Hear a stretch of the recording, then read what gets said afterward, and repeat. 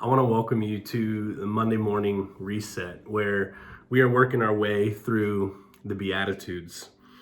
And today I'm going to read the next one that we have. It comes from Matthew chapter 5, verse 6.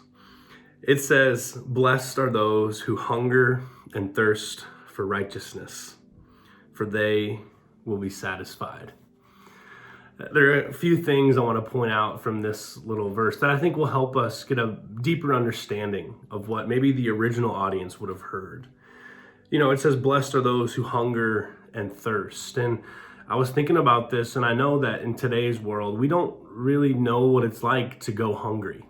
We don't really know what it's like to be without water or something to drink. But in the first century world, the original audience that would have heard this, they would have been just maybe a few days from that. They didn't have a way to preserve their food, or there might have been moments in which they knew the feeling of what it was to be truly hungry. They knew the feeling quite well of what it was like to be thirsty, because in fact they would have to walk miles and miles sometimes to find water. And so they would have known these feelings well. And in today's world, we don't. But I wonder if we can maybe translate it this way. When a business person or someone that's successful works really hard, and they do, that happens a lot in our country, right? We are known for our hard work. But if someone finds success, oftentimes they say, "Oh, well, they were hungry," right? They were hungry for it. But what does that mean? What does that translate to?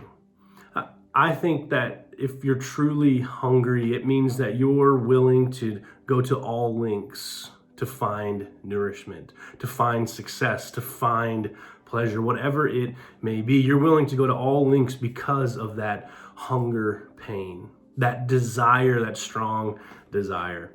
I grew up with a phrase that it was always thrown around, was that, you can take a horse to water, but you can't make him drink. See, and that's the reality for us as Christians, is God's presence is all around us. But my question is, do we desire God enough? Do we desire God and his presence enough to drink and to eat of his daily bread? If you're anything like me, I know I can kind of go out throughout my life and just kind of ignore God's presence. But what would it look like for me to hunger and thirst for righteousness? There's one other thing I want to point out from this verse, is that word righteousness is really the same word that's translated for justice. And so while we might think that we need to hunger and thirst for what's right and true and good and have a moral, upright, life, and that is true, but really, what would it look like for us to hunger and thirst for justice? How might our life be different for those that are maybe marginalized, those that are poor, the widowed? I know that is a conviction that I have, is that if I hunger and thirsted for maybe morality as much as I do as justice, my life would be different. But I love how the verse ends, and this is how we'll close. It says, "Blessed are those who hunger and thirst for righteousness," or justice, "for they will be satisfied."